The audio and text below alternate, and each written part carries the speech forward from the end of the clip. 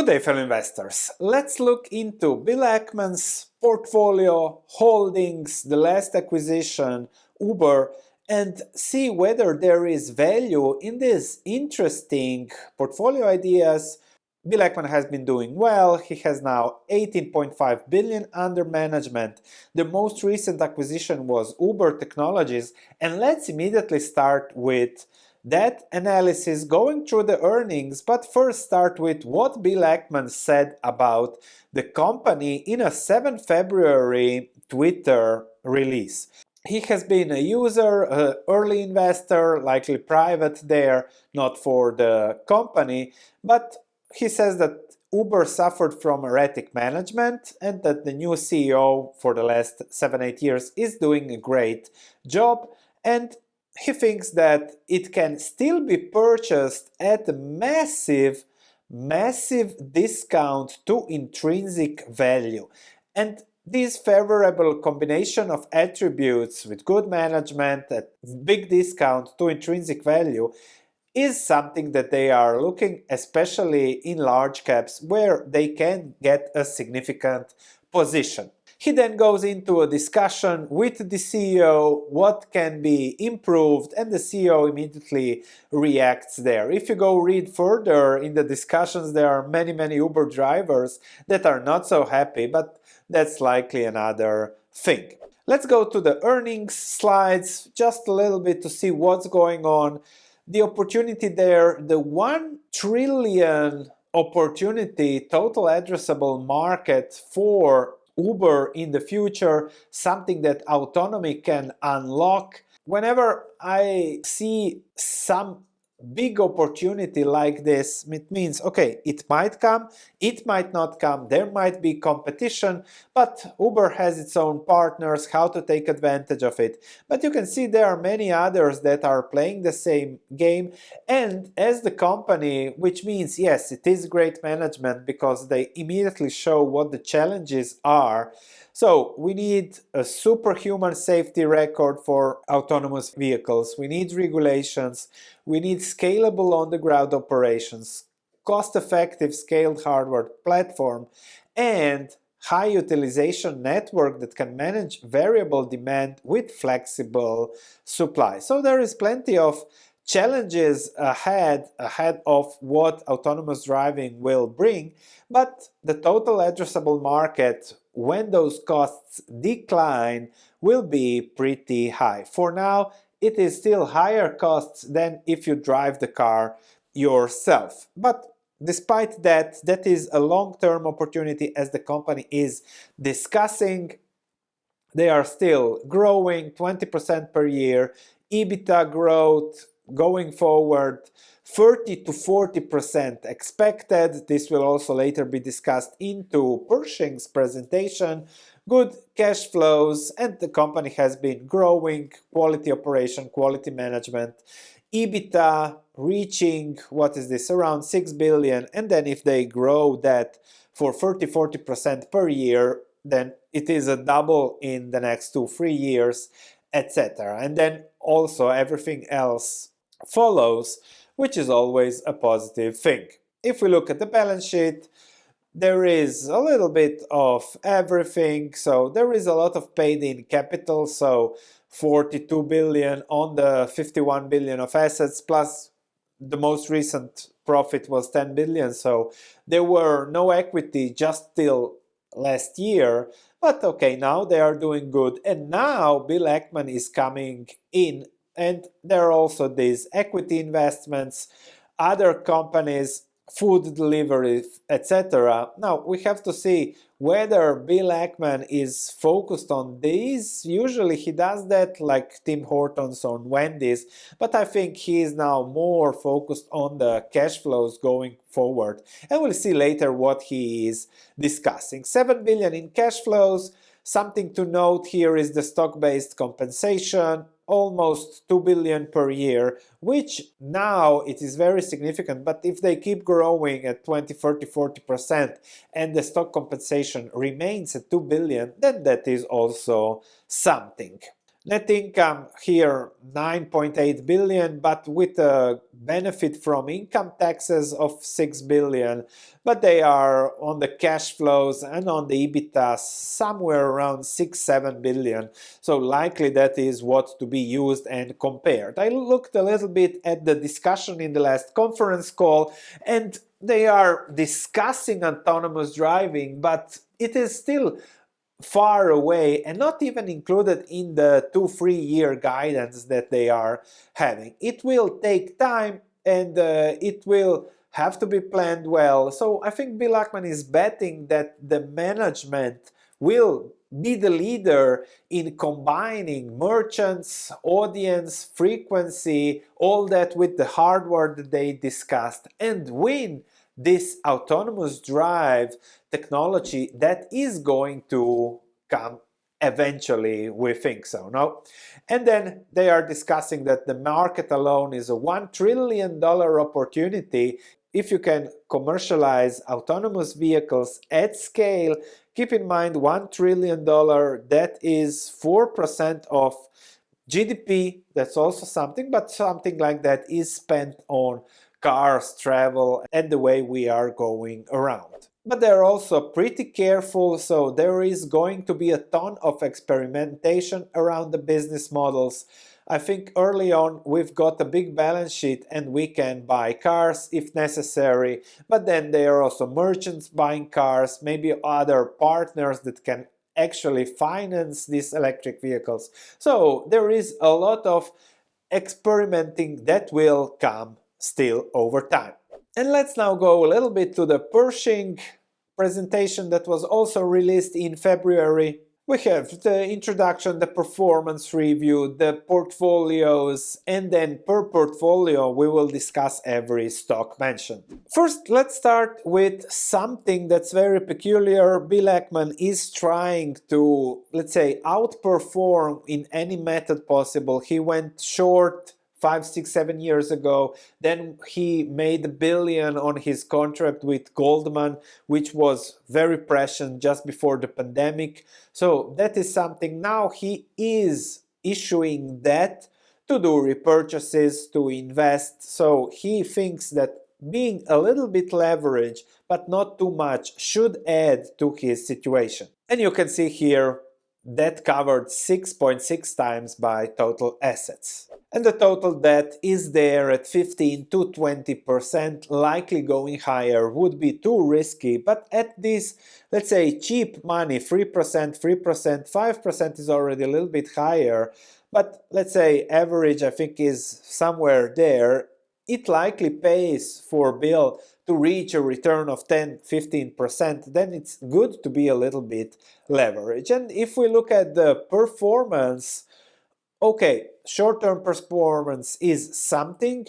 The discount net asset value widened a little bit at the beginning of 2024 to 30%, but has narrowed slightly. However, it is 30% as they are not listing that fast, I think, into the US, which is one way where they were trying to, let's say, close that discount to net asset value. I calculated in a previous video a year ago that that discount is there because of taxes and his own performance fee. So there will always be a discount to net asset value, no matter how you look at it. There is always something going on. He is selling 1 billion stake to a consortium of strategic investments, issuing shares, but they are always going to get those fees there. At the end, this is a fee-focused business, and they had made the decision to postpone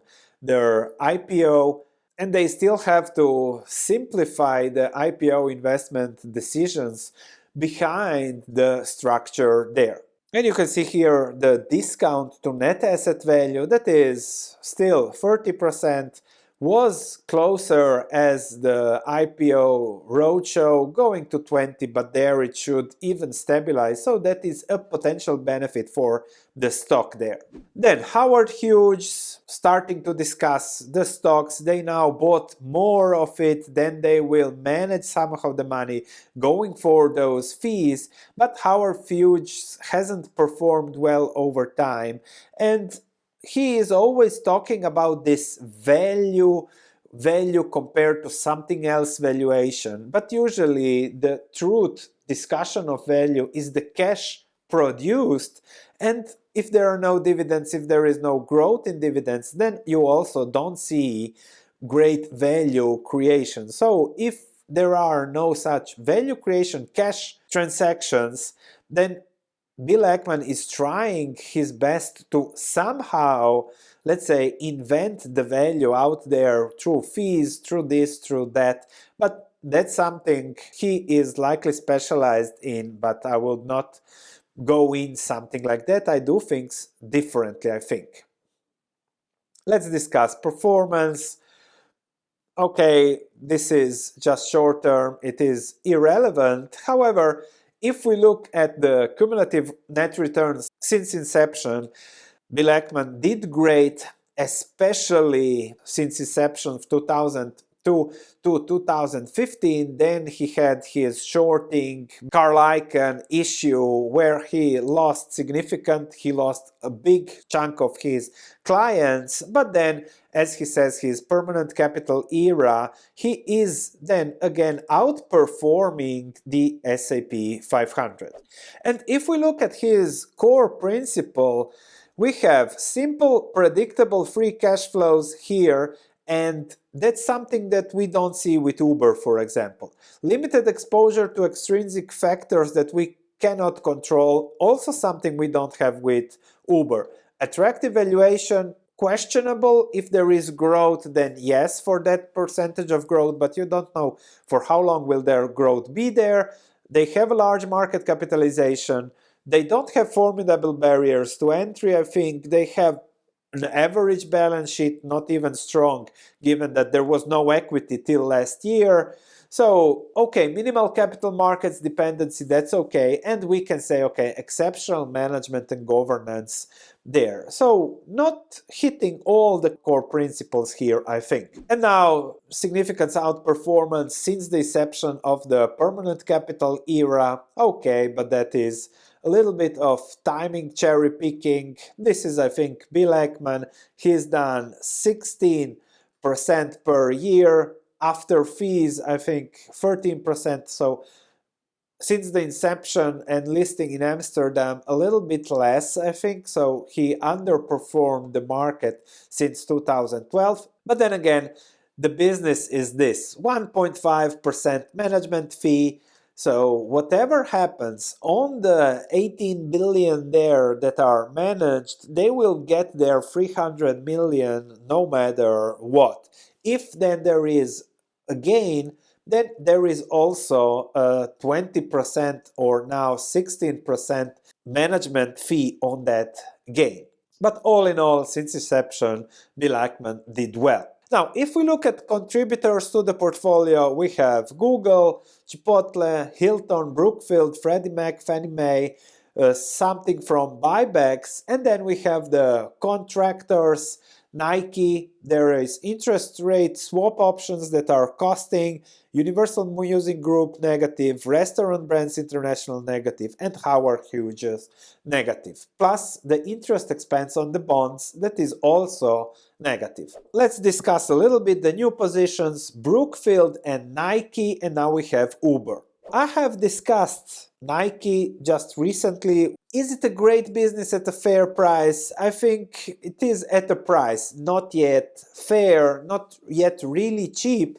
And the business, we don't yet know whether it will really boom again going forward. There is a lot of competition. Also made a video on Brookfield, how yes, if everything works as planned, then yes, it is a buy, it will just be a 4x, but there is a risk to the business model, and that's something you have to watch carefully, you have also the update, just the risk and reward that doesn't fit me personally. So they are protecting their portfolio from downside risks, those swap options, I think. Then he discusses the market with some very nice chart. Of course, everything has been driven by the Magnificent Seven and the AI bubble. The rest of the stock market isn't doing as well. And you can see here the performance spread between the S&P 500 index and the S&P equal weight index return is now among the highest in history, and that is because the concentration is high relative to history. The 10 largest S&P 500 companies as a percentage of the index total are now close to 40%. And the index valuation is skewed by the top 10 stocks, which means that if you look at the other 490 companies, there, according to Bill Ackman, there are opportunities for the stock picker. And then again, also, when it comes to investing in this market, more and more investors are not thinking, therefore, for us that think there should be more opportunities. And also with the passive, if you can get included in the index, then your valuation improves and people automatically buy. And as an activist investor, Pershing Square is actively engaged with some of its portfolio companies to help evaluate index inclusion potential. And then many companies in the S&P 500 remain attractively valued and their stock prices have generally underperformed the S&P 500 index. The companies that they are taking steps to enter US indices are Universal Music Group, so they are pursuing a listing from Amsterdam, I think, to the US, the same as Pershing. So given the higher valuations in the US, that's now Bill's focus to move to US. Brookfield also simplified corporate structure, changed in headquarters to New York and switching to US filling standards. I don't think what they are doing is even legal in the US, but they'll likely try to or hold the Canadian assets there. You can check my video more on that. QSR, Restaurant Brands International stock, to also go for that. We believe that index inclusion will lead to higher valuation in our portfolio companies due to greater demand from passive funds. But that is again a valuation thing, not a value thing. Now, with the new ideas, Brookfield, Nike, check the videos in the link in the description below. And we still have to discuss Uber from a Bill Ackman perspective. He is investing in immense growth potential. Nike is not doing that great. Restaurant Brands has a cheaper P ratio of 18. Nike should be growing earnings again and then go back to a cheaper valuation. We also discussed in another video that Alphabet, Google is the cheapest of the Magnificent Seven, and others I here see Chipotle is pretty expensive. Brookfield depends on how you account for those earnings. I don't like that valuation, but Universal Music is also pretty expensive here. Nothing that I would say that is cheap or a value investment here. Now, let's go discuss a little bit the positions. Universal Music Group, still thinking that music is in the early stages of monetization, and as that develops, there should also be growth for Universal Music Group. This hasn't been happening in the last few years. The first thing I looked at this was the first time Bill Ackman bought, so there is something, and they are now playing the US listing and new CFO, that will be positive catalysts. And you can see here that they think that given its market position and decades-long runway for sustained earnings growth, they believe that Universal Music Group current valuation represents a discount to intrinsic value. But it hasn't been doing much over the last 4 years. There is not really current how am I rewarded now, but it is a play on the future. And simply, I personally looked a few times over it. I don't see where that growth will come from. Maybe Bill Ackman is right, maybe not, but you should ask him, not me, on this matter. Google is likely the cheapest of the Magnificent Seven. As we discussed, strong growth ahead fueled by AI advances and dominant market positioning. And Google has been doing pretty well since the inclusion in the portfolio there. Average cost announcement 94, we are now at the double in 2 years, so that was a good play. Now, Brookfield is the alternative asset management, and if we are again looking at the growth, then they are targeting $10 of earnings per share in 2029. That's 25% compounded. If they hit that, then there is 25% returns per year for you, which is a 4x from the current investment. So you can check my comments there on the video I have made. Restaurant Brands International, 18 times 12 months earnings, more than a 30% discount to peers. But then again, we are talking about discount to relative valuation. 18 time earnings for a restaurant brand is not really something stellar. Not to mention here that the others are extremely expensive here then. They have bought a while ago through that spin-offs and Wendy's, Tim Hortons, so okay, it is something of a good performance there.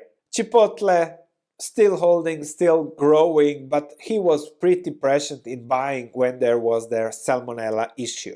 Nike, iconic brands, 2024 results were disappointing, earnings per share down 45%, and now the question is whether they will be able to reposition itself and grow again. Likely possible, but then again, not something I would bet on from that current perspective. I would bet on it if there is already value, not if there will possibly be value in the future. And this is something very important. Again, some financial engineering. These are things that only Bill Ackman can do. So in early 2025, they converted their Nike common equity position to deep in the money call options. So this releases capital for other things and then gives them also the time to play on the upside. But option payoffs in successful turnaround should be 2x higher than the return from owning the common stock. So again, something very interesting. So switching from owning the stock to option payoff. So you might also see what is the price of those options better than, as we said, just holding the stock. And you can see here that the price performance since inception of the position isn't doing great. Hilton, I think it is already a long-term position there, doing really well. However, again, for me personally, it is just too expensive there. Howard Hughes not delivering value as expected. Canadian Pacific, for me, just too expensive from whatever perspective you are looking for. This is then Bill Ackman's specialty, Fannie Mae, Freddie Mac. You can read here what he's planning and what he expects from there. Great returns since 2022, but again, since 2013, not that spectacular. And here we have Uber, the discussion here. So mobility and delivery situation, 170 million monthly customers and 80 million drivers across 70 countries. So really great scales there. Fast growing international business. So he is really focused on that growth and that ecosystem that is likely already there. And the P ratio 30, which for the growth, of course, a P ratio 30, which is lower than the 30-40% growth expected, which is then a value investment from that perspective. Okay, I can give that to Bill. And we believe in the long term, risk from autonomous vehicles is limited and estimate that Uber's share price is likely to more than double over the next 3-4 years. So that's it. Buy this and it will double in the next 3 years. If they keep on growing at 30%, I think they should be able to do that. And then if they grow, free cash flow positions for substantial capital return over time. And here you can see that the future earnings growth potential, if they keep on growing at 30 to 40% per year, that's huge. Long term, a little bit slower, 7% growth or 7% margin, but then likely slower growth if autonomous vehicles don't really push that growth higher. But likely, if this happens, 30-40% growth over 2 years, the stock will follow, and there you have already a double. Recent stock price overview, it has been, let's say, choppy, but the long-term situation is what he is focused on. And I don't see autonomous vehicles being a risk, but likely a benefit. And large-scale US autonomous vehicle rideshare introduction is unlikely for many years, unlike something that others are saying. For me personally, this is risky. So he is trying to outperform the market. He will likely outperform the market, but I also think that he is taking some specific risks that can again work against him, like it was the case into 2014, 2015. So that is the name of the game. He wants to do better, but you will never see Warren Buffett taking fees, taking leverage, financial engineering, listing on Amsterdam, listing there, depending on where it is more comfortable or paying less taxes. So that's something that, unfortunately, because of these things, Bill Ackman will never be like Warren Buffett, but that's a different story. For me, he is playing on the undervalued compared the market game and not the absolute value compounding long term. This game works until it doesn't, as it is the case with Brookfield. So again, that's something I don't see any value. I wish all the best to Bill Ackman, but unfortunately, I will not be getting many ideas from his portfolio. Thanks for watching. This is, of course, just my opinion, but we are focused more on value, real value, and not under valuation. If you are a value investor, subscribe for value.